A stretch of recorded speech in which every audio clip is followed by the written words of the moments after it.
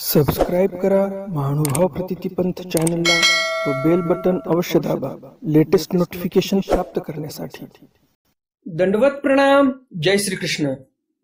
लीळा चरित्राच्या आजच्या या ज्ञानसत्रामध्ये तुम्हाला अत्यंत महत्वपूर्ण अशी माहिती मिळणार आहे, अत्यंत महत्वपूर्ण असं ज्ञान प्राप्त होणार आहे, ज्यामध्ये तुम्हाला जीव, देवता, प्रपंच आणि परमेश्वर याचं नेमकं कार्य कारण स्वरूप लक्षण काय आहे हे तुम्हाला सर्व व्यवस्थितपणे समजणार आहे। या व्हिडिओचं हेच मुख्य आकर्षण आहे। परंतु मग लीळा कोणती असणार आहे या सत्रामध्ये? तर लीळा ही कालचीच असणार आहे। काल जी आपण लीळा पाहिली तीच लीळा असणार आहे आज पण, परंतु फरक एवढाच राहणार आहे, हा पाठ जो आहे तो दुसरा राहणार आहे। कालच्या ज्ञानसत्रामध्ये आपण एक पाठ पाहिला, त्या पाठामध्ये श्रीकृष्ण महाराजांनी कसं अर्जुन देवाला ज्ञान दिलं, श्रीकृष्ण महाराजांनी कसा विभूती योग निरूपण केला अर्जुन देवाला आणि विश्वरूप कसं दाखवलं हे आपण कालच्या ज्ञानसत्रामध्ये पाहिलंच। परंतु जो दुसरा पाठभेद आहे तो पाठभेद तुम्हाला आज ऐकायला मिळणार आहे। दुसऱ्या पाठामध्ये हीच लीळा परंतु एक वेगळ्या पद्धतीने आलेली आहे, त्याच्यामध्ये काही दुसरेही प्रसंग आलेले आहेत, तर ते दुसरे प्रसंग पण महत्वपूर्ण आहेत आणि ते तुम्ही जाणून घेतलेच पाहिजे।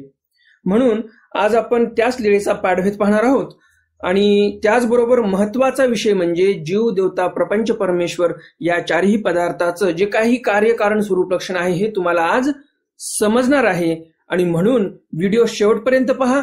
सर्वप्रथम आपण लीळा जाणून घेणार आहोत आणि लीळा संपली की मग तुम्हाला सर्व व्यवस्थितपणे तुम्हाला कार्यकारण स्वरूप लक्षण या शब्दांचा काय अर्थ आहे आणि जीव, देवता, प्रपंच, परमेश्वराचं काय आहे कार्यकारण स्वरूप लक्षण हे तुम्हाला समजणार आहे। तर नेहमीच्याच प्रमाणे तुम्हाला हा व्हिडिओ नक्कीच आवडणार आहे आणि त्यामुळे लगेचच्या व्हिडिओला लाईक करा, जास्तीत जास्त आपल्या वासनिक मंडळीपर्यंत हा व्हिडिओ शेअर करा, म्हणजे त्यांनाही या ज्ञानाचा लाभ होईल। तुमच्याकडे जे पंथीय व्हॉट्सअप ग्रुप असतील, पंथीय फेसबुक पेज असतील, फेसबुक ग्रुप असतील, त्यावरही हा व्हिडिओ शेअर करा, म्हणजे त्यांनाही या ज्ञानाचा लाभ होईल। तर मग जास्त उशीर न करता चला तर आज काही नवीन ज्ञानार्जन करूया। दंडवत हो। मी ईश्वरदास महानुभाव सर्वांचं स्वागत करतो आपल्या महानुभाव प्रतिपंथ या युट्यूब चॅनलमध्ये। आजच्या या ज्ञानसत्रातील लीळा क्रमांक आहे उत्तरार्ध लीळा क्रमांक 460। जी लीळा आपण काल पाहिली त्याच लीळेची तळटीप आपण आज पाहणार आहोत। त्या तळटीपेमध्ये पाठभेद दिलेला आहे। त्या चरित्राचं शीर्षक आहे अर्जुनाप्रती विश्वरूप दाखवणे। अर्जुनाप्रती श्रीकृष्ण महाराजांनी विश्वरूप दाखवलं। महादायसी पोसिले, महादायसा विचारतात, जी जी गोसावी अर्जुनाप्रती ज्ञान कवनी वेळी दिधले।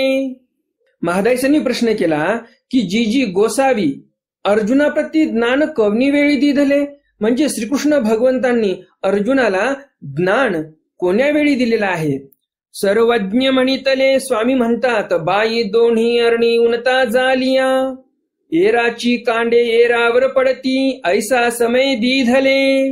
महादेशाच्या प्रश्नाला स्वामी उत्तर देतात, सर्वज्ञ म्हणितले, स्वामी म्हणतात, बाई दोन्ही अरणी उनता जालिया, म्हणजे त्या कुरुक्षेत्राच्या मैदानावर दोन्हीही पक्षाचे योद्धे, दोन्हीही पक्षातील सैन्य जमा झालेलं होतं। कौरव आणि पांडव हे सर्व सज्ज होऊन आपल्या सैन्यानिशी कुरुक्षेत्रावर आलेले होते युद्ध करण्यासाठी। समय काय होता, वेळ काय होती नेमकी? तर एराची कांडे एरावर पडती, म्हणजे कौरवांचे बाण, कांडे म्हणजे काय? बाण। तर कौरवाचे बाण आता पांडवांवर पडतील आणि पांडवांचे बाण कौरवांवर पडतील, अशा वेळेला म्हणजे युद्धाची घडी अगदी जवळ आलेली होती, आता युद्ध चालू होणारच तेवढ्यामध्ये ऐसा समय म्हणजे अशा वेळेला दिधले म्हणजे श्रीकृष्ण महाराजांनी श्रीमद भगवत गीतेचं निरूपण केलेलं आहे। अर्जुने ऐसे निहाळून पाहिले, अर्जुन देव असं निहाळून पाहतात, म्हणजे बारीक दृष्टीने पाहतात। निहाळून म्हणजे काय? एकदम बारीक दृष्टीने पाहणे। कोण कोण जमले माझ्या विरोधामध्ये माझ्याशी युद्ध करण्यासाठी? एकदम निहाळून पाहणे। तव एक आजे एक पणजे एक चुलते एक गुरु भाऊ एक चुलत भाऊ, पूतणीये ऐसे अवघे गोत्रज देखिले आणि करुणा उपनली। अर्जुनाला काय दिसलं कुरुक्षेत्रावर? काय चित्र होतं समोर? तर एक आजे. अर्जुन देव जेव्हा पाहायला लागले कौरव सैन्याकडे तर त्यामध्ये त्यांना आज्या दिसला, स्वतःचा पणजा दिसला, एक चुलता दिसला, म्हणजे चुलते पण होते विरोधामध्ये. एक गुरु, द्रोणाचार्य गुरु हे समोर उभे आहेत युद्ध करण्यासाठी. एक गुरु भाऊ आणि द्रोणाचार्यांची जे काही शिष्यमंडळी होती ते अर्जुनाची काय लागायची तर गुरुभाऊ लागायची. तर ते गुरुभाऊ पण समोर होते. एक चुलत भाऊ, चुलत भाऊ पण होते. पुतणी म्हणजे काही पुतणे पण होते समोर उभे. ऐसे अवघे गोत्रज देखिले. हे सर्व गोत्रज. गोत्रज या शब्दाचा अर्थ काय? गोत्र म्हणजे गोत्र, ज त्याला लावलेला आहे समोर, म्हणजे एकाच गोत्रामध्ये, ज म्हणजे जन्माला आलेले, म्हणून त्यांना गोत्रज असं बोलतात. तर एकाच गोत्रातले, म्हणजेच एकच गोतावळा होता सर्व यांचा, एकाच गोतावळ्यातले सर्व, आणि आता युद्धाला उभे आहेत समोर. आणि हे पाहून करुणा उपन्नली, मनामध्ये करुणा प्रगट झालेली आहे. जीवाची हीच तर विशेषता आहे. म्हणून तर परमेश्वर पण आकर्षिल्या गेले या जीवाकडे आणि या जीवाचा उद्धार करण्यासाठी हे एवढा मोठा पसारा उभा केला देवाने, सृष्टीची निर्मिती केली. ही जी करुणा अर्जुन देवाच्या मनामध्ये आलेली आहे, अशी करुणा कोण्याही देवतेच्या मनामध्ये येत नाही. आणि म्हणून तर देव म्हटले होते परमेश्वर की देवता काही कामाचे नाही, देवतेचा उद्धार होऊ शकत नाही. आणि म्हणून जीवाचा उद्धार करण्यासाठी देव लागलेले आहेत कामाला. हाच तर तो गुण आहे की जीवाच्या ठिकाणी करुणा आहे, जीवाच्या ठिकाणी सर्वाधिकारी हा जो गुण आहे तोही आहे. आणि म्हणून तर परमेश्वर हे या जीवाकडे वेधल्या गेले. हा जो सर्वाधिकारी गुण आहे, सर्वाधिकारी म्हणजे काय? हा जीव दुःखात ठेवला तर दुःख भोगतो, सुखात ठेवला तर सुख भोगतो, आणि आनंदात ठेवला तर आनंदही भोगतो. आता तुमच्या मनामध्ये प्रश्न आला असेल, सुखही सांगितलं, आनंदही सांगितलं, मग यामध्ये फरक काय? सुख आणि आनंद यामध्ये फार मोठा फरक आहे. सुख कशाला म्हणतात आणि आनंद कशाला म्हणतात हे तुम्हाला सविस्तर सांगतो, लक्षात असू द्या. सुख कशाला म्हणतात, सुखाची व्याख्या काय नेमकी? तुम्हाला माहिती नसेल तर डायरीवर लिहून घ्या, सुखाची व्याख्या म्हणजे काय नेमकं. सुख म्हणजे जे दुःख मिश्रित आहे त्याला सुख म्हणतात. जे दुःख मिश्रित आहे त्याला सुख म्हणतात. ही झाली सुखाची व्याख्या. ज्यामध्ये दुःख मिश्रित आहे त्याला सुख म्हणावं. आणि आनंद कशाला म्हणावा? निरातिशय सुख, ते आनंद बोली जे निरातिशय सुख आहे, म्हणजे त्याच्यामध्ये दुःखाचा लवलेशही नाही, अशाला आनंद म्हणावा. आणि असा आनंद मिळतो कोण आहे? तो फक्त परमेश्वर आहे. प्रापंचिक लोक जर कुठल्या गावाला गेले सोयऱ्याधाऱ्याच्या इथे, काय चाललं जर म्हटलं तर ते सोयरेधारी म्हणतात काही नाही, आनंद आहे म्हणतात. कशाचा आनंद?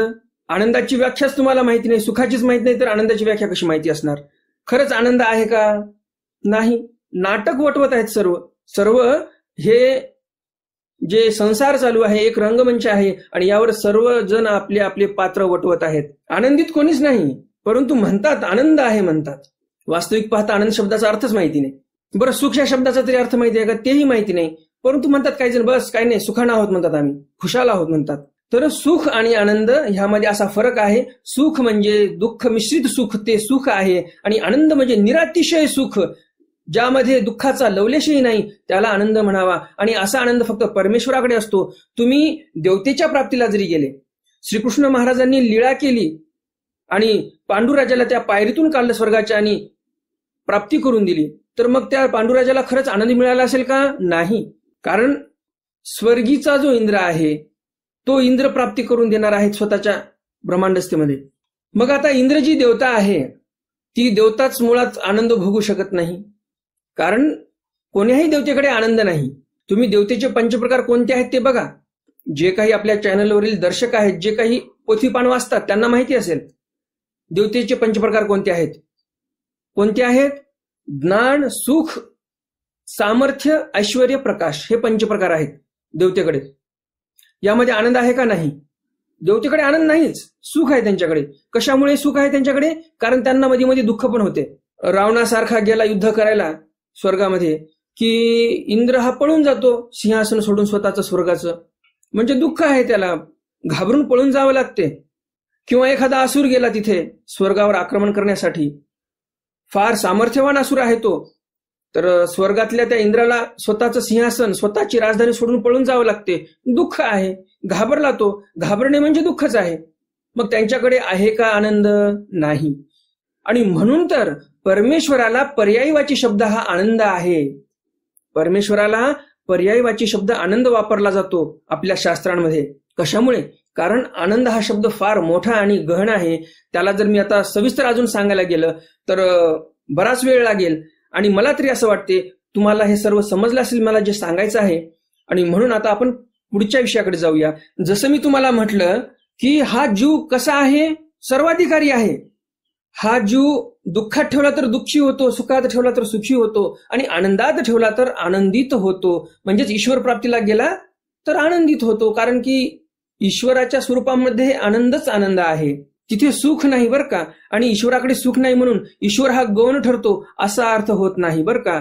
जर तुम्ही लक्ष देऊन एका क्षणाचंही दुर्लक्ष न करता जर तुम्ही माझी पोथी ऐकत असाल तर तुम्हाला हे व्यवस्थित समजलं असेल. आणि मध्येच जर तुम्ही सोडून स्किप करत समोर जात असाल तर तुम्हाला अर्थ न समजता अनर्थ समजून जाईल की ईश्वराकडे सुख नाही, आनंद आहे मी बोललो. मग आता ईश्वराकडे सुख नाही तर मग ईश्वर हा गौण ठरला का?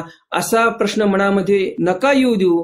कारण आनंद हा फार श्रेष्ठ असतो. परमेश्वराला सुख देण्याची गरजच नाही या जीवाला. परमेश्वर देतात ते आनंदच देतात. कारण की जे वस्तू ज्या व्यक्तीकडे असते ती व्यक्ती तीच वस्तू देऊ शकते. परमेश्वराकडे आनंद आहे तर परमेश्वर पण जीवाला आनंदच देणार. देवतेकडे फक्त सुख आहे, दुःख मिश्रित सुख आहे, तर देवता ही जीवाला सुखच देऊ शकते, आनंद देऊ शकत नाही. आणि हे जे मी विषय तुम्हाला बोललेलो आहे या विषयाचा, या अर्थाचा विसर तुम्हाला पडू नये म्हणून व्हिडिओला इथेच थांबवा, थोडंसं मागे घ्या आणि पुन्हा ऐका आणि व्यवस्थित डायरीवर लिहून घ्या. तर जीव हा सर्वाधिकारी आहे आणि या जीवाकडे म्हणूनच तो परमेश्वर वेधला गेलेला आहे. आणि त्याचं लक्षण काय तर आपल्याला लक्षात येते. इथे अर्जुन देवाला मनामध्ये करुणा आलेली आहे. कोण्याही देवतेला करुणा येत नाही. देवता ह्या कशा असतात? निकृष्ट आणि निर्यदायका असतात. देवता ह्या जीवाला फक्त दुःख देण्याचा प्रयत्न करतात. मग आता अपवाद सोडून द्या, एखाद्या जीवाने सुख जोडलेलं आहे त्या देवतेचं तर मग त्या देवतेला द्यावं लागते. परंतु आनंद देवतेला कधी होतो? ज्यावेळेस या जीवाला दुःख भोगवतात, हर्षोल्लासित होतात देवता. आनंद म्हणजे भावार्थ समजून घ्या बरं का. शब्द हा मी वापरलेला आहे इथे, नाही तर तुम्हाला असं वाटेल की लगेच परमेश्वरापाशी आनंद म्हटलो मी आणि आता म्हणतात की देवतेला आनंद कसा झाला. भावार्थ समजून घ्या माझ्या म्हणण्याचा. आनंद म्हणजे सुखच होत आहे त्यांना, हर्षोल्लास होत आहे की मी या जीवाला दुःख भोगवत आहे. तसे आपल्या चॅनलवरील दर्शक सुज्ञ आहेत, माझ्या म्हणण्याचा भावार्थ समजून घेतात असते. तर अशी करुणा उत्पन्न झाल्यावर अर्जुन देव काय करतात? धनुक सांडिले. जो हातातील धनुष्य होता तो धनुष्य त्यांनी सांडिले म्हणजे टाकून दिला. श्रीकृष्णे म्हणितले अर्जुना धनुक का सांडिले. श्रीकृष्ण महाराज प्रश्न विचारतात अर्जुनाला, अर्जुना तू धनुष्य का सोडून दिला? अर्जुन देव म्हणतात, ऐसा गोत्रवधू करुणी मग राज्य करू. एवढा गोत्रवध करून, एवढे माझे सर्व जे काही नातेवाईक आहेत, हे जे काही माझे गोत्रज आहेत यांचा वध करून मग मी राज्य करू का? या परीस मरिजे तेणिके. यापेक्षा मी मेलेलं बरं. अर्जुन विसरलेला नाही बरं का. जे काही त्यांना त्रास झालेला आहे मनामध्ये आहे, परंतु चांगल्या माणसाचं लक्षणच हे असते, पुढच्याने कितीही वाईट वागलं परंतु आपण जे काही गुण धारण केलेले आहेत, जे काही आपल्या ठिकाणी गुण आहेत त्याप्रमाणेच हा व्यक्ती वागतो. अर्जुन देव हे धर्मवान तर होतेच, परंतु एवढा त्रास झाल्यानंतर पण त्यांनी धर्म सोडलेला नाही. त्यांच्या मनामध्ये आता पण ममता आहे त्या सर्व नातेवाईकांविषयी. परंतु हे जे ममत्व आहे ते कुठेतरी धर्मासाठी घातक ठरत आहे, हे श्रीकृष्ण महाराजांच्या लक्षात येते. तर काय म्हणतात अर्जुन देव समोर? का तापसा होणी वाराणसी सेविजे. आणि पुढे अर्जुन देव म्हणतात, यांना मारून राज्य करण्यापेक्षा मी मेलेलं बरं, किंवा मग वाराणसीला जाऊन तिथे आरामात राहावं तपस्या करत, तिथे जाऊन तपस्या करावी, भिक्षा मागावी, खावी, हे एक परचं बरं आहे. परंतु असं कोणाला मारणं काही योग्य नाही. आणि अर्जुनाच्या मनामध्ये हे जे काही ममत्व आलेलं आहे, जे काही मोहमायेने घर केलेलं आहे स्वतःच्या नातेवाईकाविषयी, हे श्रीकृष्ण महाराज लक्षात घेतात. आणि श्रीकृष्ण महाराज काय म्हणतात पुढे? श्रीकृष्णे म्हणितले. श्रीकृष्ण महाराज म्हणतात, हे करीते कवण करविते कवण, ऐसे बोलता 11 अध्याय झाले. अर्जुना, हे करणारं कोण आहे आणि करवितं कोण आहे, असं बोलता बोलता 11 अध्यायांचं निरूपण होऊन गेलं, असं चरित्रकार सांगतात आपल्याला. अर्जुने म्हणितले, अर्जुनदेव शेवटी म्हणतात, बघा जवळजवळ 11 अध्यायांचं निरूपण झालेलं आहे असं चरित्रकार म्हणतात. आणि तोपर्यंत यांची बुद्धी काय देवावर बसली नव्हती. आणि मग या 11व्या अध्यायामध्येच आलेला आहे विश्वरूपाविषयी माहिती. आणि या 11व्या अध्यायाचा शेवट काय आहे? विश्वरूप दर्शन योगो नाम एकादशोध्याय असं आलेलं आहे गीतेमध्ये. श्रीकृष्ण अर्जुन संवादे विश्वरूप दर्शन योगो नाम एकादशोध्याय म्हणजे 11व्या अध्यायामध्ये श्रीकृष्ण महाराजांनी विश्वरूप दाखवलेलं आहे. आणि मग त्यांना प्रतीती आलेली आहे. 11 अध्यायापर्यंत निरूपण झालेलं आहे. आणि मग अर्जुन काय म्हणतो, तू देवकीचा मी कोणतीचा मायेथ नवल काही आणि अपूर्वते काही. अर्जुन देव म्हणतात की तू देवकीचा मुलगा आणि मी कुंतीचा मुलगा. आता इथे नवल काय आहे बरं? काही नवल नाही, काही अपूर्व नाही इथे. ऐसे श्रीकृष्ण चक्रवर्ती निरूपिता अर्जुनाची शंका काहीसे नाही पारुखेना असं निरूपण चालू होतं. अर्जुनाच्या मनातील शंका काय जात नव्हती. मग अप्रोक्ष प्रगटिले. मग अशा प्रकारे 11व्या अध्यायामध्ये श्रीकृष्ण महाराजांनी विश्वरूप दाखवलेलं आहे.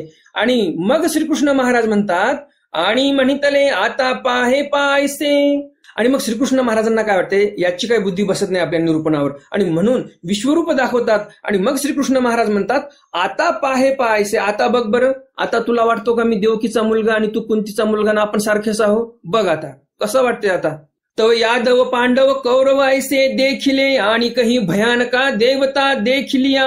आणि ते विश्वरूप असं विशाल त्या अर्जुनाला दिसलं. आणि त्यामध्ये कौरव दिसत आहेत, त्या विश्वरूपामध्येच पांडवही दिसत आहेत.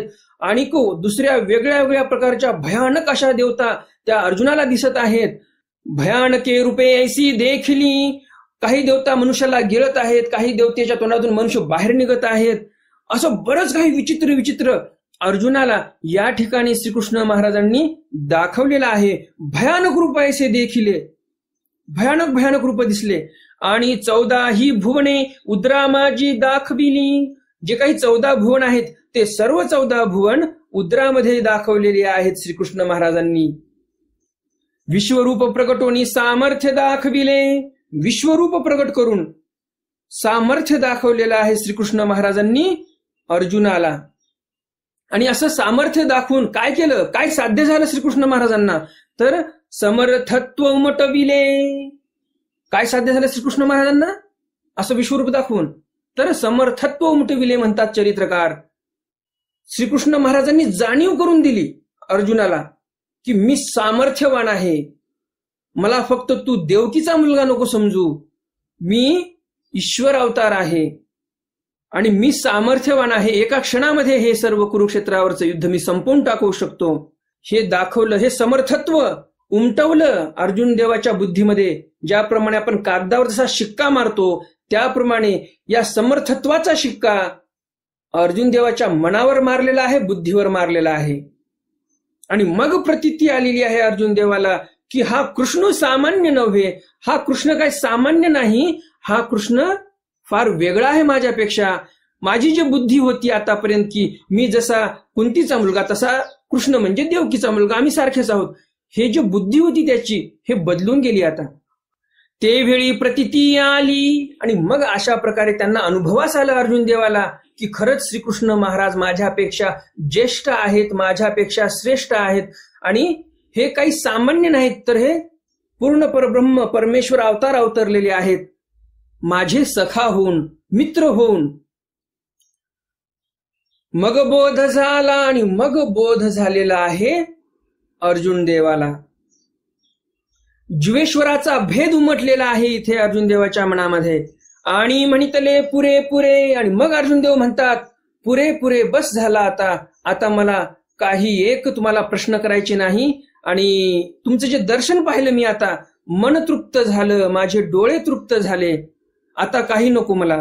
आता तुझे वचन मज करणीये. काय म्हणतात अर्जुन देव, आता तुझे वचन मज करणीये. तुम्ही जे म्हणसाल, तुम्ही जे मला सांगणार ते माझ्यासाठी करणीय, म्हणजे माझ्यासाठी ते कर्तव्य आहे आणि मी ते करणारच. करणीय म्हणजे काय, करणे. जे काही काम सांगितलं श्रीकृष्ण महाराजांनी आता मी ते करणारच. कर्तव्य म्हणून करणार. तुम्ही सांगितलं मला, तुमची आज्ञा आहे म्हणून करणार.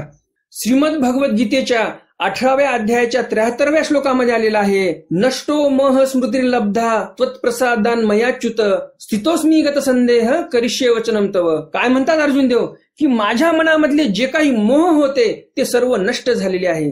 जे काही माझी स्मृती लुब्ध झाली होती, जे काही मोहमाया होती माझ्या बुद्धीमध्ये ते सर्व नष्ट झालेलं आहे. जे संदेह होते ते नष्ट झालेले आहे. आणि आता काय, करिष्ये वचनम तव, मी फक्त आता करिष्ये म्हणजे करणार. काय करणार, वचनम तव म्हणजे तुमच्या वचनाचं पालन करणार मी. आता तुम्ही जे म्हणणार ते मी करणार. आता हे ठरलं असं अर्जुन देव म्हणतात. श्रीकृष्णे म्हणितले करिसी, श्रीकृष्ण महाराज पुन्हा म्हणतात करिशी म्हणजे करणार का नक्कीच. परीक्षा पाहतात श्रीकृष्ण महाराज पुन्हा, नाही तर पुन्हा म्हणायचा मला हा प्रश्न पडला. आणि म्हणून श्रीकृष्ण महाराज पण अर्जुनाची परीक्षा पाहतात. आणि म्हणून श्रीकृष्ण महाराज पुन्हा प्रश्न करतात, करिसी म्हणजे करणार का नक्की.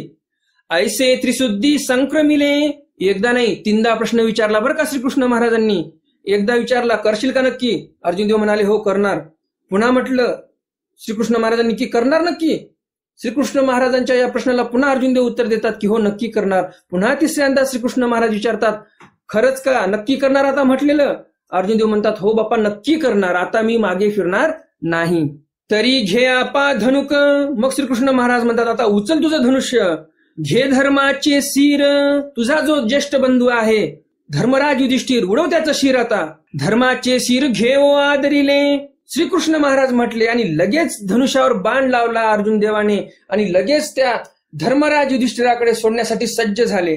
तव श्रीकृष्ण चक्रवर्ती म्हणितले, श्रीकृष्ण महाराज पुन्हा म्हणतात पुरे पुरे. श्रीकृष्ण महाराज म्हणतात बस झालं बस झालं. पहिलं बघा लक्ष असू द्या, पहिलं थेरी घेतली देवाने, पहिलं ओरल टेस्ट घेतली, पहिलं म्हटलं की तू खरंच करणार का माझं म्हटलेलं. अर्जुन देव म्हटले हो. 3दा प्रश्न केले, 3दा उत्तर घेतले अर्जुन देवाकडून, म्हणजे 3 परीक्षा घेतल्या तोंडी. श्रीकृष्ण महाराजांनी अर्जुन देवाच्या तोंडी 3 परीक्षा घेतल्या, 3ही परीक्षेमध्ये उत्तीर्ण झाले अर्जुन देव. मग आता ओरल टेस्ट तर संपली, मग आता काय, तर आता प्रॅक्टिकल सांगितलं करायला. जसं कॉलेजमध्ये पण प्रॅक्टिकल असतातच, श्रीकृष्ण महाराजांनी पण इथं प्रॅक्टिकली इथे परीक्षा घेतलेली आहे, एक्झाम घेतलेली आहे अर्जुन देवाची. आणि काय म्हणतात, चल धनुष्यबाण उचल आणि तुझ्या भावाचं मुंडकं उडव. अर्जुन देव लगेच तयार झाले, धनुष्यबाण घेतला, सोडणार. तेवढ्यात देव म्हणतात थांब थांब बस झालं बस झालं, आता मला शाश्वती पटली, आता तू मागे फिरणार नाहीस, आता 100% तू तुझं कर्म करणार, आता तू युद्ध करणार, आता मला याची शाश्वती झालेली आहे. तर बघा परमेश्वर असून कशी परीक्षा घेतात. तर अशा परीक्षा आपल्या जीवनामध्ये आल्याच तर घाबरून जाण्याचं काही कारण नाही. नाहीतर तुमच्या माझ्यासारखा म्हटलं असता वारे वा देवा इतक्या वेळेस आम्हाला निरूपण केलं, त्या शत्रू सैन्याला मार, आणि आता तयार झालो मारायला तर भावालाच मारायला सांगायले तुम्ही, असं काही निरूपण असते का. आणि हे काय तुमचं देवत्व झालं का, तुम्ही काय देव आहात का. आपण म्हणत नाही का घरात काही अनिष्ट क्रिया घडली, काही कोणाचा ऍक्सिडेंट झाला, काही कोणाला बिमारी लागली, आपण लगेच म्हणतो देवाने माझं असं का केलं, देव लोकांचं बरं करतो माझंच का वाईट केलं. देव काय रिकामा आहे का तुझ्याकडे लक्ष देऊन बघायला आणि तुझं वाईट करायला. भक्ताची क्वालिटी कशी असते बघा तुम्ही. काही भक्त असे असतात की देवाला नाव बोट ठेवतात की देवानं माझं वाईट केलं, देवानं माझं बरं नाही केलं. अरे बाबा तू देवासाठी केलं काय, जे एवढं तू हक्काने म्हणत आहेस की देवानं माझं वाईट केलं, देवानं माझ्यासाठी काय केलं तू देवासाठी, काहीच केलं नाही, मग कशाला रूप गाजवायचा देवावर. तर भक्त असला पाहिजे असा, श्रीकृष्ण महाराजांचा जो भक्त आहे अर्जुन देव असा भक्त असायला पाहिजे. भावाला मार म्हटलं तरी मारायला तयार. परीक्षा बघतात तो देव, परीक्षा बघत असतात, त्रास म्हणून देत नाहीत तुम्हाला. मग त्या परीक्षेमध्ये तुम्ही उत्तीर्ण होता की अनुत्तीर्ण होता ते तुमच्यावर अवलंबून आहे. आणि इथे श्रीकृष्ण महाराजांच्या परीक्षेमध्ये अर्जुन देव 4ही वेळा उत्तीर्ण झालेले आहेत, 3 वेळा ओरल टेस्ट घेतलेली आहे. श्रीकृष्ण महाराजांनी अर्जुन देवाची 3 वेळा तोंडी परीक्षा घेतलेली आहे आणि 4थ्या वेळेला प्रात्यक्षिक करायला सांगितलं, बाण लावून धर्मराजाला मारायला सांगितलं. त्या प्रात्यक्षिकामध्ये पण या परीक्षेमध्ये पण अर्जुन देव उत्तीर्ण झाले. आणि मग श्रीकृष्ण महाराज म्हणतात पुरेपुरे आता मला शाश्वती आलेली आहे तुझ्यावर की तू आता युद्ध करणार, म्हणून हा तू धरिला. आणि असं म्हणून श्रीकृष्ण महाराजांनी अर्जुन देवाचा हात धरलेला आहे. आता उजू युद्ध करी, आता चल सरळ आणि युद्ध चालू कर. मग करिता झाला, मग युद्ध केलं अर्जुन देवाने. सर्वज्ञ मित्रे बाई पावडा पाव आणि ब्रह्मविद्या उपदेसू, तो अर्जुनासीची झाला बाई. आणि मग स्वामी महाराजांना म्हणतात बाई पावडा पाऊ आणि ब्रह्मविद्येचा उपदेशू. श्रीकृष्ण महाराजांचा एक पाय पावड्यामध्ये होता, पावडा म्हणजे काय? तुमच्याकडे जर मोठं वाहन असेल एखादं स्कॉर्पिओ किंवा बोलेरो किंवा क्रुझर, तर त्याला पावडा असते बघा. म्हणजे गाडी थोडी हाईटला उंच असेल, त्यामध्ये बसण्यासाठी अवघड जाते, तर खाली एक पट्टी असते, त्याच्यावर पाय देऊन मग गाडीमध्ये बसतात, तर त्याला पावडा म्हणतात. तर रथ पण उंच असतात, घोडा फार मोठा असतो ना, तर घोड्यावर रथ लावलेला आहे म्हणजे रथ पण उंचच असणार ना. तर रथामध्ये चढण्यासाठी त्याला पावडा असतो खाली. ज्याप्रमाणे गाडीमध्ये चढण्यासाठी खाली पट्टी असते, त्याच्यावर पाय देऊन आपण गाडीत चढतो, त्याप्रमाणे रथाला पण एक पावडा होता. तर पावडा म्हणजे काय तुम्हाला समजलंच असेल.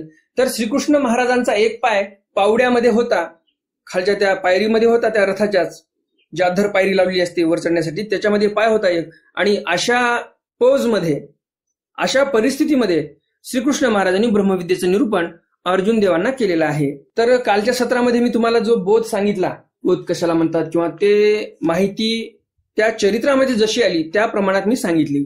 पण जर त्याला सविस्तर पाहायला गेलं की बोध कशाला म्हणतात, कालच्या ज्ञानसत्रातील हाच प्रश्न होता, बोध कशाला म्हणतात.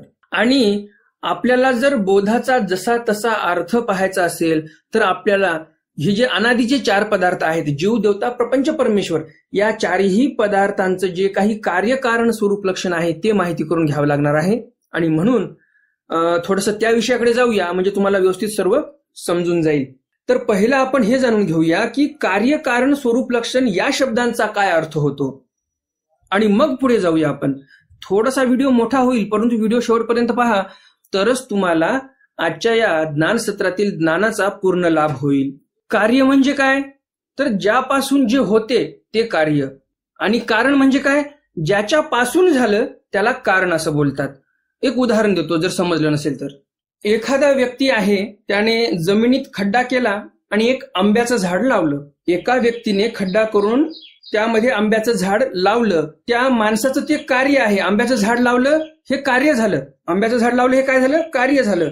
परंतु कारण कोण ठरलं त्या क्रियेला? ते जे समोर कार्य झालेलं आहे वृक्षारोपणाचं, त्या कार्याला कारण कोण ठरलं? तर तो व्यक्ती कारण ठरला. त्या व्यक्तीने ते वृक्षारोपण केलेलं आहे. तर कार्य झालं वृक्षारोपण, कारण ठरला हा व्यक्ती ज्याने झाड लावलं. तर याला कार्यकारण म्हणतात. वृक्षारोपण हे कार्य, कारण झाला तो व्यक्ती. आता कार्यकारण तुमच्या लक्षात आलं असेल. स्वरूप म्हणजे काय? स्वरूप म्हणजे मूळचं जे काही आहे, मूळ स्वरूप. जसं अव्यक्तमंत परमेश्वर आहे ते मूळ स्वरूप तसंच आहे. इकडे मग श्रीकृष्ण महाराज अवतरले असतील, दत्तात्रय महाराज अवतरले असतील, जे काही ईश्वर अवतार होत असतात, हे तर सर्व इकडे अवतार झाले, परंतु मूळ स्वरूप ते जशाच तसं आहे, ते अव्यक्तमंत तसंच आहे, त्याला स्वरूप म्हणायचं. आणि लक्षण म्हणजे काय?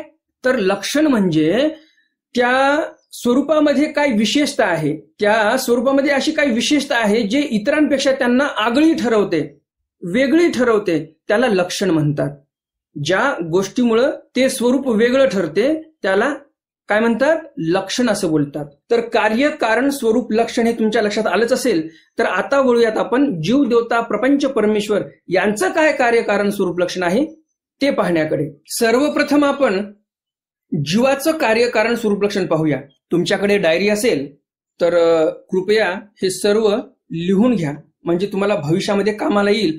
कारण युट्यूबवर एवढे काही व्हिडिओ आहेत, तुम्हाला नेमका हाच व्हिडिओ जर पाहायचा असेल तर कदाचित पुन्हा तुम्हाला भेटेल न भेटेल याची काही शाश्वती नाही. आणि म्हणून कागदावर एका लिहून घ्या, कागदावर नाही एका डायरीवर लिहून घ्या, म्हणजे ती डायरी व्यवस्थित सुरक्षित राहील. आणि तुम्ही ज्यावेळेस तुम्हाला असं वाटलं की आपल्याला माहिती पाहिजे, हे ज्ञान आपण विसरलो आणि हे नेमकं काय आहे कार्यकारण स्वरूप लक्षण, त्यावेळेस तुम्ही डायरी पाहू शकता. तर जीवाचं काय आहे कार्यकारण स्वरूप लक्षण? जीवाचं कार्य आहे संत अर्जकत्व. संत म्हणजे चांगले कर्म करणे, पुण्य कमवणे. असंत म्हणजे वाईट कर्म करणे, पाप करणे, त्याला असंत म्हणतात. तर जीव काय करतो? कधी पुण्य करतो, कधी पाप करतो. तर अशी रहाटघटिका चालूच आहे. दिवसातून माणूस चांगले कामं कमी करतो, वाईट कामं जास्त करतो. दिवसातून माणूस चांगलीही कामं करतो, वाईटही कामं करतो. तर हे जे अर्जकत्व आहे, तुम्ही अर्जन करत आहात, पापा पुण्याचं अर्जन करत आहात, ते या जीवाचं कार्य आहे. कारण काय आहे?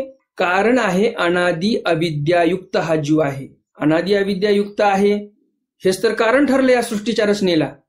जर अनादि अविद्या या जीवाच्या ठिकाणी नसतीच तर परमेश्वराने सृष्टीची निर्मितीच केली नसती. सरळतमातून जीव उचलले असते आणि ईश्वर प्राप्तीला नेऊन ठेवले असते, ईश्वराची प्राप्ती करून दिली असती या जीवांना. परंतु अनादि अविद्यामध्ये आडवी आली, त्यामुळे आनंद देता येत नव्हता. आणि म्हणून या सृष्टी रचनेला ही अनादि अविद्या कारणीभूत ठरलेली आहे. या जीवालाही ही अनादि अविद्याच कारणीभूत आहे. म्हणजे हे जे पापकर्मामध्ये, ह्या रहाटघटकेमध्ये हा जो जीव अडकलेला आहे इथे सृष्टीमध्ये येऊन, याला कोण कारण आहे या जीवाला? तर ती अविद्या. तर हे अनादि अविद्या जी आहे ती या जीवाला कारण आहे. स्वरूप कसं आहे या जीवाचं? तर स्वरूप हे निरानंद आहे. परंतु एक विशेषता आहे या जीवाची की हे स्वरूप बोध्य आहे. म्हणजे ईश्वराने जर या जीवाला ज्ञान दिलं तर हा जीव ते ज्ञान ग्रहण करून घेऊ शकतो. आणि म्हणून या जीवाला बोध्य असं म्हटलेलं आहे. जीवाचं स्वरूप कसं आहे? बोध्य आहे. म्हणजे ज्ञानाचं अर्जन हा जीव करू शकतो. आणि लक्षण काय आहे या जीवाचं? तर हा जीव अनादि अविद्या युक्त आहे, परंतु केवळ आहे. दुसरी कोणती मिसळ नाही याच्या ठिकाणी. त्रिगुण बंध वगैरे लागलेले नाहीत या जीवाला. आणि म्हणून या जीवाचं लक्षण असं बोलतात की हा जीव अविद्यायुक्त केवळ आहे. आता पुढे पाहूया आपण देवतेचं काय आहे कार्यकारण स्वरूप लक्षण. देवतेचं कार्य आहे संतासंत फळाचं संपादन करणे. जीवाने कोणत्या संत कर्म केले, असंत कर्म केले, पुण्य केलं, पाप केलं, तर त्या प्रमाणात त्या जीवाला नरक भोगवणे, त्याला सुख देणे, हे काम त्या देवतेचं आहे. म्हणून त्या देवतेचं कार्य काय आहे? या जीवाला संतासंत फळाचं संपादकत्व करणे. मग आता कारण काय आहे या देवतेला? तर पंचप्रकार हे कारण आहेत. ज्ञान, सुख, सामर्थ्य, ऐश्वर्य, प्रकाश, हे 5 प्रकार आहेत. या 5 प्रकाराला पंचप्रकार असं बोलतात. स्वरूप कसं आहे या देवतेचं? तर स्वरूप त्रिगुण आहे. रजतम सत्व या त्रिगुण बंधाने ह्या बांधलेले आहेत. हे त्रिगुण त्या देवतेच्या स्वरूपामध्ये आहेत. लक्षण कसं आहे या देवतेचं? तर ह्या देवता अकेवळ आहेत. केवळ नाहीत, ह्या अकेवळ आहेत. म्हणजे त्रिगुण बंधाच्या बंधनामध्ये ह्या बांधल्या गेलेल्या आहेत. मिश्र स्वरूप आहे यांचं, केवळ अशा उरलेल्या नाहीत ह्या. म्हणून त्यांना अकेवळ असं बोलतात. मग आता पुढं विषय येतो प्रपंचाचा. प्रपंचाचं कार्यकारण स्वरूप लक्षण काय आहे? प्रपंचाचं कार्य आहे सृष्टी काळी दिसे संहारी नासे. सृष्टीची निर्मिती झाली की हा प्रपंच दिसायला लागतो आणि महासंहार झाला की हा प्रपंच नष्ट होतो. हे त्याचं कार्य आहे. प्रपंचाचं कारण काय आहे? न नसे, म्हणजे त्याचा नाशच होत नाही. आता तुम्हाला प्रश्न असा पडेल की आताच तर मी म्हटलं की सृष्टी काळी दिसतो आणि संहारी नासून जातो, मग न नसे म्हणजे याचा नाशच होत नाही, हे कारण कसं काय घडू शकते या प्रपंचाचं? यामागचं कारण असं आहे की हा जो प्रपंच दिसतोय आपल्याला, हा सर्व भैरव स्वरूपीहून स्रवलेला आहे, निघालेला आहे. भैरव स्वरूपी 5 भूत 3 गुण असतातच असतात त्यांच्या स्वरूपामध्ये. आणि म्हणून इथे त्या प्रपंचाला न नसे असं म्हटलेलं आहे. म्हणजे त्याचा नाश होत नाही. कारण भैरवाच्या स्वरूपी हा प्रपंच 5 भूत आणि 3 गुण या स्वरूपामध्ये विद्यमान असतोच असतो. महासंहार जरी झाला तरी ते भैरवाचं जे स्वरूप आहे त्या स्वरूपामध्ये 5 भूत 3 गुण हे असतातच असतात. आणि म्हणून त्याचं कारण आहे न नसे. कारण जर नासूनच गेला असता तर पुन्हा सृष्टीच्या रचनेच्या वेळेस पुन्हा तयार करावा लागला असता. कुठून आणावा मग? तो नासून गेलेला आहे, मग आणावा कसा?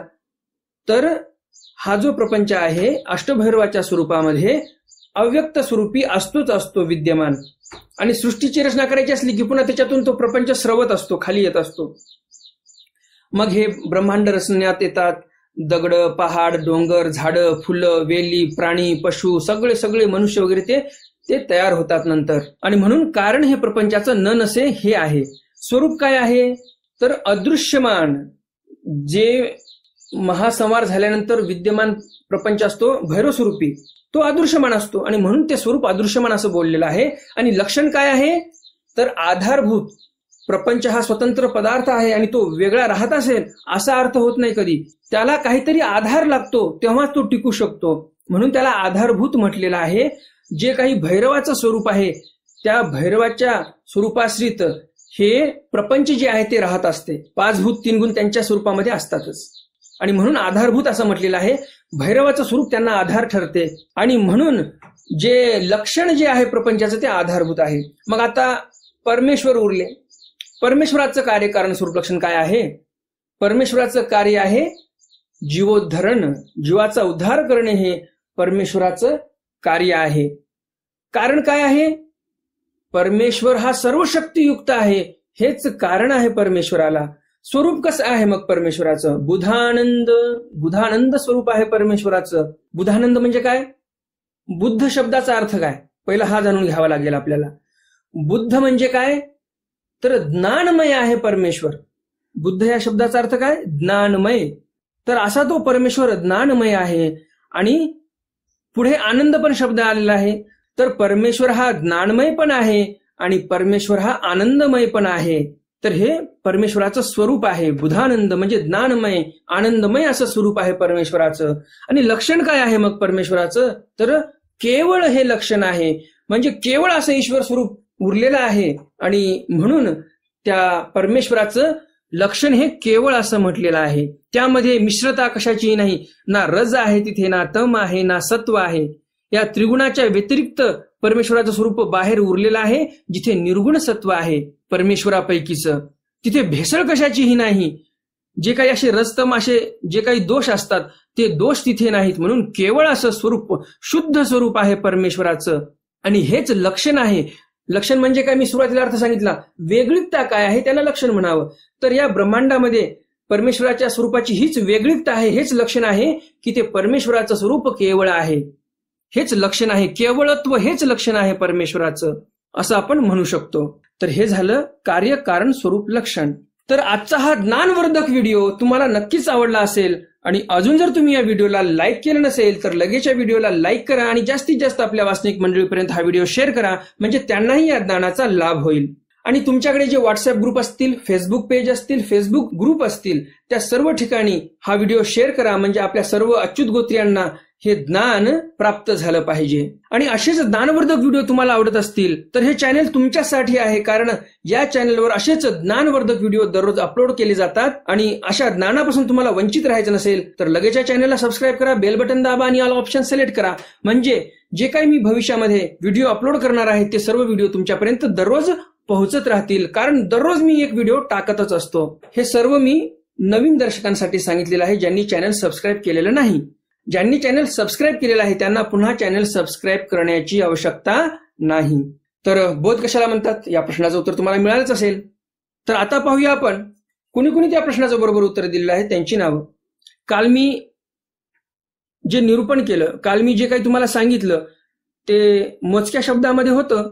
आज त्याच विषयाचा मी पूर्ण अर्थ सांगितलेला आहे. अर्थांतर म्हटलं तरी चालेल. एकदम सविस्तर विश्लेषण करून मी आज तो विषय तुमच्या समोर मांडलेला आहे. तर आजच्या या ज्ञानसत्रातील प्रश्न आहे, श्रीकृष्ण महाराजांनी अर्जुनाच्या किती परीक्षा घेतल्या आणि कोण्या कोण्या प्रकारच्या परीक्षा घेतल्या? हा आजच्या ज्ञानसत्रातील प्रश्न आहे. धन्यवाद.